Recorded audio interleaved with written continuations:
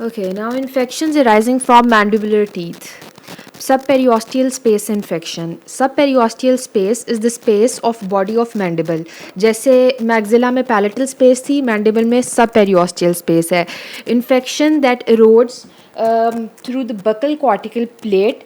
जब इन्फेक्शन जो है वो बकल कॉर्टिकल प्लेट को इरोड करके जो पेरियोस्टियल लेयर बोन के साथ अटैच्ड होती है उसको वो डिटैच करके वहाँ से तो वहाँ पे इन्फेक्शन जो है स्प्रेड करती है between bone and periosteal layer, उन दोनों के दरमियान में। और इस इन्फेक्शन का जो शेप होती है that assumes the shape of the bone, underlying bone. तो ये सब पेरियोस्टियल स्पेस इन्फेक्शन है as shown in the figure. Buccal space. The infection will spread below the buccinator muscle. Infection arising from the mandibular posterior teeth. It will erode the buccal cortical plate as well as periosteum inferior to the attachment of buccinator muscle, and will infection will enter buccal space and cause buccal space infection, as shown in the figure. Submaxillary spaces, which occupies three spaces: submental, sublingual, and submandibular space. One may collectively also refer to as perimandibular spaces. Sublingual and submandibular spaces are laterally bound by the medial border of mandible, and these two spaces are involved by lingual perforation of mandible as a result of infection of molars or premolars. Factor that will determine whether the infection will be sublingually spread or submandibular is the attachment of mylohyoid muscle to mylohyoid ridge on the medial aspect of mandible. If infection spread is above mylohyoid muscle, it means that it is sublingual space infection. If infection spread is below the attachment of mylohyoid muscle, it means that is submandibular space infection, as it is shown in the figure below. अगर mylohyoid muscle के ऊपर है तो sublingual है, mylohyoid muscle attachment के नीचे infection है तो वो सबमैंडिबुलर इन्फेक्शन है। अब ये है कि जो अबव माइलोहाइड इन्फेक्शन अगर हो, जिसको हम सबलिंगुअल स्पेस इन्फेक्शन भी कह रहे हैं, that is most commonly caused by pre molars और first and second molars. And if the infection is below mylohyoid muscle, that is submandibular space infection, it can be caused by second and third molar infection.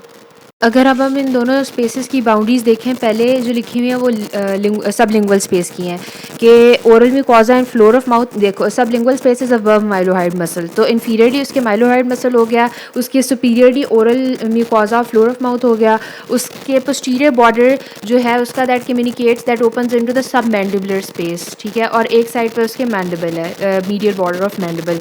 अगर हम सब mandibular space की बात करें तो उसकी boundaries क्या हैं, वो माइलोहाइड मसल के नीचे है, बिलो माइलोहाइड मसल, तो उसकी बाउंड्रीज में अब mylohyoid muscle above and posteriorly it communicates with the deep facial spaces of neck, और उसकी जो उसकी लेटरल साइड है उस पर मीडियल बॉर्डर ऑफ मैंडिबल, और उसकी मीडियली प्रेजेंट क्या है, it communicates with opposite side of submandibular space, opposite submandibular space. अगर हम क्लिनिकल फीचर्स की बात करें तो सब लिंगुअल स्पेस इन्फेक्शन के clinical features, there are no signs, no swellings extra orally, but there is intraoral swelling in the floor of mouth on the affected side. If both sides become affected, both sublingual spaces, then the tongue is also elevated. And in the case of submandibular space infection, the swelling looks like an inverted triangle shape. The base of triangle lies on the inferior border of mandible, and its sides are lies on the interior and posterior bellies of digastric muscle, and its apex is at the hyoid bone. Submental space, its boundaries are, it is between interior bellies of right and left bellies of digastric muscles, and between mylohyoid muscle and overlying fascia. Some mental space infection arises from mandibular incisors, and or the infection of submandibular space can also spread to submental space, and if it spread to opposite submental space, it can involve all the three spaces. Ludwig's angina. Ludwig's angina is a condition that occurs due to involvement of all the perimandibular spaces, which include submental, submandibular, and sublingual space that are bilaterally involved. It is a rapidly spreading infection, cellulitis, and it can obstruct airway, and it can also spread posteriorly into the deep facial spaces of neck. Now clinical features, hard brawny indurated swelling, जो scenario में line आती है वो same ये line आती है. और उसके बाद elevation and displacement of tongue because all of the perimandibular spaces are involved. Tense hard bilateral induration, indurated swelling होती है that is tense and hard in the submandibular region. Submandibular region में feel होगी. इसमें trismus होगा, difficulty in mouth opening, drooling and anxiety due to difficult swallowing and difficult breathing. Patient will feel anxiety, suffocation, breathlessness, spread with alarming speed. Ludwig's angina infection spread with alarming speed. It can also obstruct the airway and it can even lead to death. Now, treatment of Ludwig's anginas. First of all, antibiotics. We can give penicillin G oral 500 mg every 6 hours or IV 2 to 4 million units. Or in penicillin allergic patients, erythromycin 600 mg every 6 to 8 hourly. Monitoring and protection of airway, nasotracheal intubation. Incision and drainage of the swelling and hydration and hydrotherapy. Now, pathways of spread of infection from submandibular and sublingual space to the deep facial spaces of neck. How infection spread into deep facial spaces of neck? Through buccopharyngeal gap. Submandibular and sublingual spaces joins at the posterior end of mylohyoid muscle, and this posterior edge is buccopharyngeal gap. In this gap, styloglossus and stylohyoid muscle passes between superior and middle pharyngeal constrictor muscle. जो superior और middle pharyngeal constrictor muscles हैं उनके दरमियान से styloglossus और stylohyoid muscle pass करते हैं on their way to tongue and hyoid bone. Styloglossus tongue पे जाएगा और stylohyoid hyoid bone पे जाएगा and spread और ये buccopharyngeal gap है जहाँ से infection spread करेगी from sublingual and submandibular space through buccopharyngeal gap into lateral pharyngeal space. That is a deep facial space of neck. Second one is submandibular space infection can pass through posterior valley of digastric muscle directly into the lateral pharyngeal space, which is a deep facial space of neck. And most common of the three perimandibular spaces, most commonly infected space is submandibular space. And third molar mostly infect pterygomandibular space, which I will discuss next.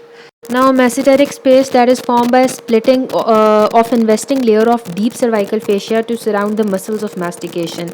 Its boundaries are superiorly zygomatic arch, inferiorly inferior border of mandible, laterally masseter muscle and medially ramus of mandible. Posteriorly there is parotid gland and parotid-mesenteric fascia, and interiorly buccal space and buccopharyngeal fascia. अब जो masticator space है that composed of 4 compartments: submesenteric space, pterygomandibular space, superficial temporal space and deep temporal space. Submesenteric space is between masseter muscle and lateral surface of ramus. Pterygomandibular space is between medial pterygoid muscle and medial surface of ramus. Superficial temporal space is between temporalis fascia and temporalis muscle, and deep temporal space is between temporalis muscle and skull.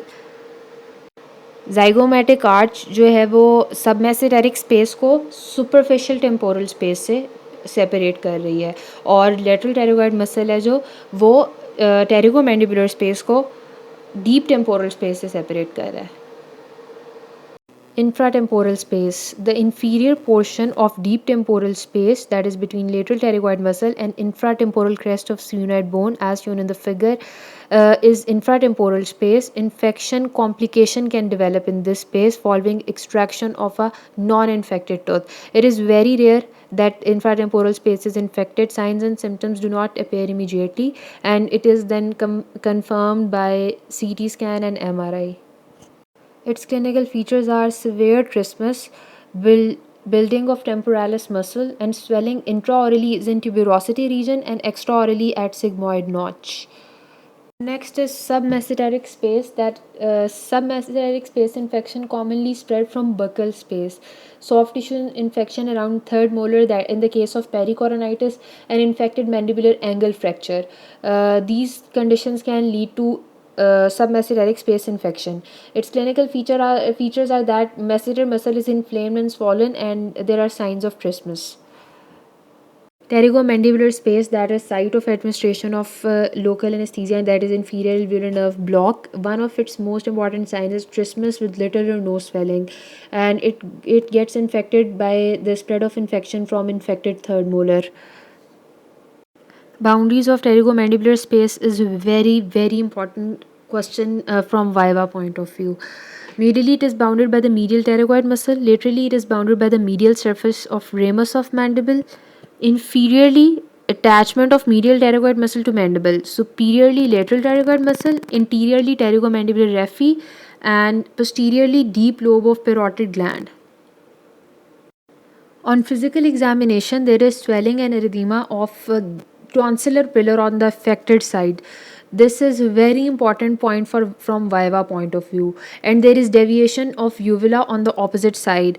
The physical examination, clinical signs and symptoms very important for viva point of view of pterygomandibular space. On CT scan, there is fluid collection between medial pterygoid muscle and mandible, and airway is depressed due to swelling. And occasionally, this picture results from needle tract infection of mandibular block.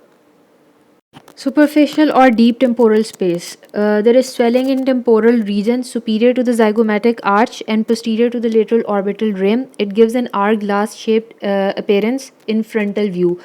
As shown in the figure, because of the tight attachment of interior layer of deep cervical fascia to the zygomatic arch.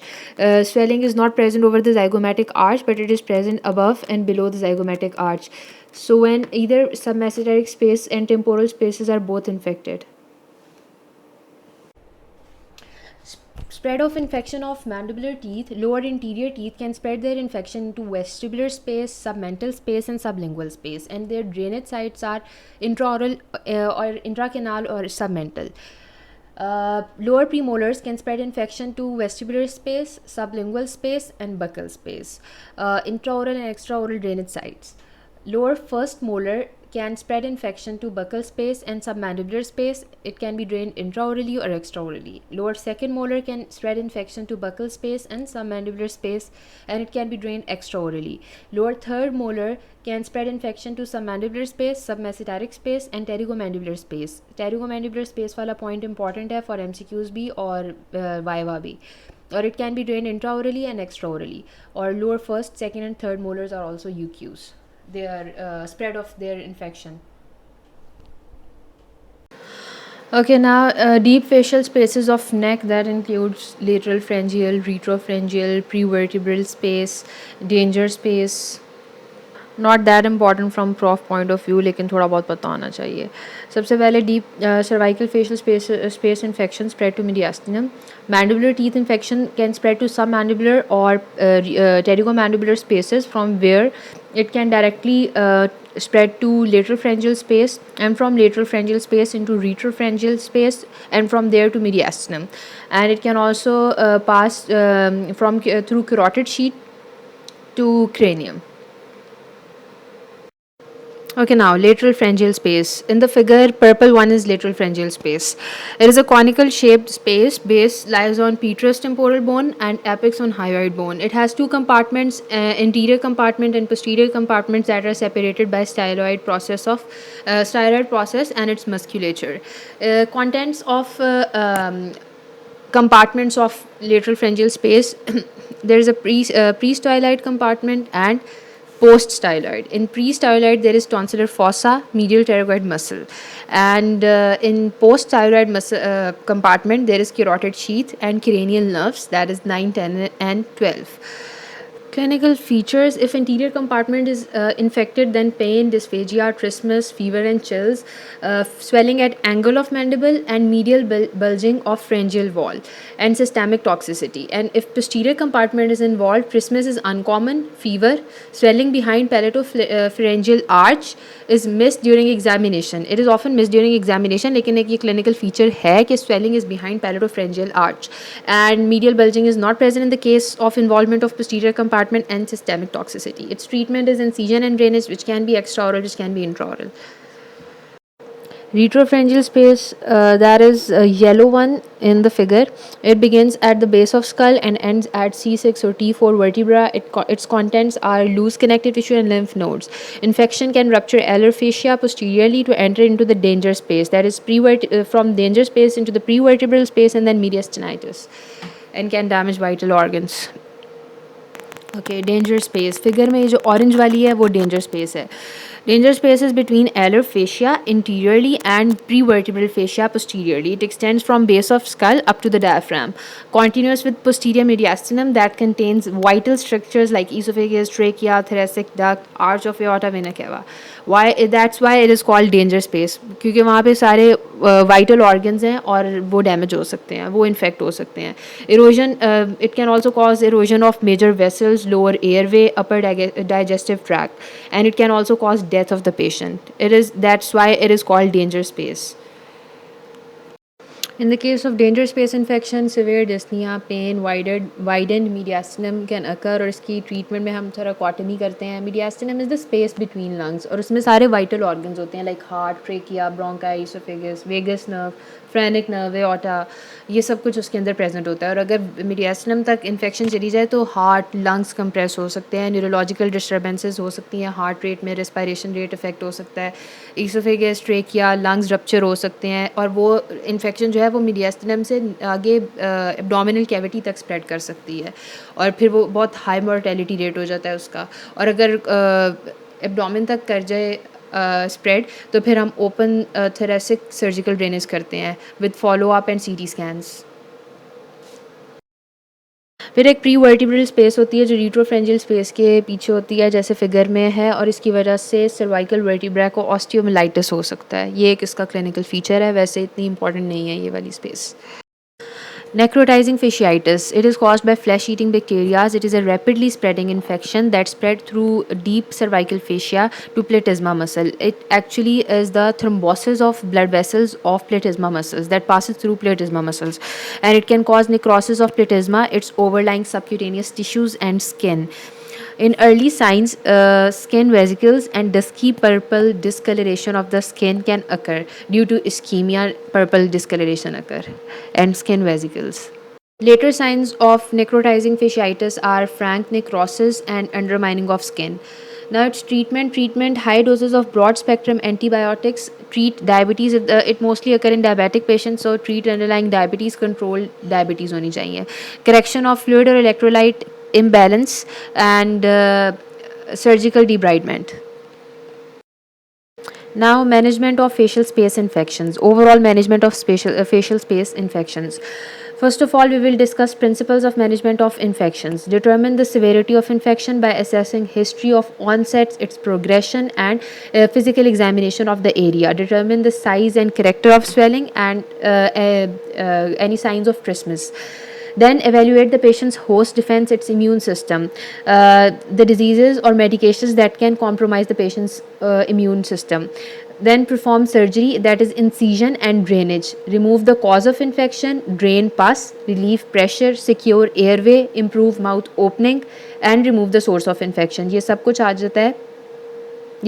जाता है under performing surgery कि आपने ये सारे symptoms जो हैं. Select appropriate antibiotics according to the need, according to the causative agent, according to any previous allergy, previous drug history, and host defense system. Then prescribe proper doses, proper route and dose of medication. Keep patient on follow-up to confirm any side effects of medication or evaluate the secondary infections. Principles for incision and drainage. Incision में आप तब वहाँ पे देते हैं जहाँ पे aesthetics compromise ना हो, कोई वाइटल स्ट्रक्चर्स डिस्ट्रॉय ना हो, और डिपेंडेंट एरिया में, मोस्ट डिपेंडेंट एरिया में. ये एमसीक्यू पॉइंट ऑफ व्यू से भी इंपॉर्टेंट है. और ड्रेनेज में आप में सबसे पहले क्या करेंगे, ड्रेन, फिर इरीगेट, फिर removal of drain, and then explore layer by layer, और इसको हिल्टन्स मेथड कहते हैं, एक्सप्लोरिंग लेयर बाय लेयर को. Management of facial spaces infection. Medical management, analgesics, antibiotics, fluid requirements, full balanced होने चाहिए, और nutritional requirements. Surgical management, extraction of the infected tooth. Extracting the infected tooth, infection will be resolved. Incision and drainage, decompression. If no abscess, then we can also perform open surgical drainage and needle aspiration. अब आता है हमारे पास osteomyelitis, that is inflammation of the bone marrow and clinically infection of the bone. It begins in the medullary cavity and can spread to cortical bone and periosteum. अब क्या होता है कि जब बैक्टीरियाज इन्वेट करते हैं कैंसरस बोन को, तो वो सॉफ्ट टिश्यू इन्फ्लेमेशन और एडीमा कराते हैं with in the close marrow spaces. अब जैसे डेंटल पल्प एक इनक्लोज चैम्बर है, एक इनक्लोज कैविटी है. जब उसमें सॉफ्ट टिश्यू एडीमा एक इनक्लोज कैविटी में होता है by the underlying soft tissues, तो उसके अंदर एक हाइड्रोस्टैटिक प्रेशर जनरेट होता है. हाइड्रोस्टैटिक प्रेशर इंक्रीज़ हो जाता है. Then the blood pressure of the arteries increase. Hydrostatic pressure की वजह से ब्लड वेसल्स कंप्रेस होती हैं और it will compromise the blood supply of that area which will further lead to soft tissue necrosis. अच्छा, जब माइक्रो सर्कुलेशन अब नहीं है उस कैंसरस बोन की, तो वो एरिया इस्कीमिक हो जाएगा. अब जो इस्कीमिया वाला एरिया, वहाँ पे जो सेलुलर कंपोनेंट्स हैं वो नेक्रोज हो जाएंगे. नेक्रोटिक सेलुलर कंपोनेंट हो जाएगा वहाँ पे. जब नेक्रोटिक सेलुलर कंपोनेंट हो जाएगा तो और ब्लड फ्लो भी उस जगह पे नहीं है, क्योंकि माइक्रो सर्कुलेशन भी कॉम्प्रोमाइज़ हो गई है. अब bacteria will proliferate because blood born defences can not reach that area. Bacterias जो हैं वो प्रोलिफरेशन होगी, बैक्टीरियल प्रोलिफरेशन, और वो ऑस्टियोमिलाइटिस करा देंगे. Osteomyelitis affects mandible more than it affects maxilla. The reason behind this is that maxilla has rich blood supply derived from several arteries and feeder vessels. While in mandible, the primary blood supply is from inferior alveolar artery, and due to dense cortical bones of mandible, it limits penetration of the periosteal blood vessels.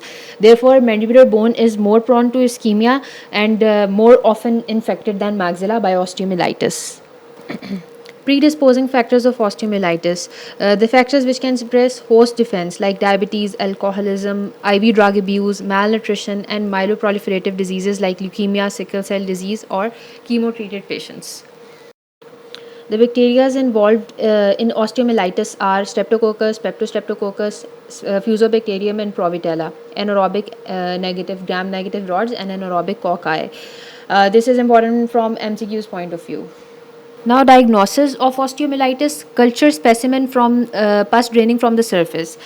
Radiograph पे क्या findings आएंगी? In the case of acute osteomyelitis, there will be little or no changes. At least 10 to 12 days are required for bone loss. उसके बाद radiographic changes आना शुरू होंगे. उसके बाद एक chronic osteomyelitis में uniform patchy radiolucency होगी और moth eaten appearance होगी. Radio opaque areas within the radiolucency, like जो bone resorbed area है वो radiolucent है, और जिसमें bone अभी resorb नहीं हुई, sequestra of bone present appear as radio opaque areas. In long-standing chronic osteomyelitis, there will be increased radio density surrounding the radiolucent area. Radio density will surround the radiolucent area, and it is also called involucrum. Management of patients with osteomyelitis: first of all, consult the patient's medical specialist. Then there are medical treatment and surgical treatment options. Medical treatment में long term antibiotics देते हैं. Antibiotics we use are clindamycin, penicillin, and fluoroquinolones. Manage diabetes because it occurs mostly in immunocompromised patients. Antibiotics are continued up to 6 weeks after resolution of symptoms in mild to acute cases, and for severe chronic cases we continue antibiotic for 6 months. Surgical treatment options are surgical debridement, sequestrectomy, stable fixation of fracture, excision of necrotic bone. Actively bleeding tissues will be encountered. We have to excise the tissues until actively bleeding tissues will be encountered. Corticotomy, that is removal or perforation of the bony cortex, and stabilization of the bone segments by open reduction and internal fixation. Actinomycosis. Actinomycosis is mostly caused by Actinomyces israeli. It can also be caused by Actinomyces nezulendi and Actinomyces viscosus. Its predisposing factors are tooth extraction, severely carious tooth, heavy calculus, bone fracture, and minor oral trauma. Primarily it is the infection of soft tissues which progresses to bone and spreads to the adjacent soft tissues. If it burrows the anatomical plane and becomes lobular, it also becomes a pseudotumor. Multiple sinus tracts often are formed by eroding the cutaneous surfaces, skin surfaces. These sinus tracts contain yellow sulfur granules, and once the infection erodes through the skin, the pain becomes minimal. Pain is reduced. Diagnosis by examining the histopathological examination of pus, sulfur granules. We can also find sulfur granules clinically, blood agar, and brain heart agar.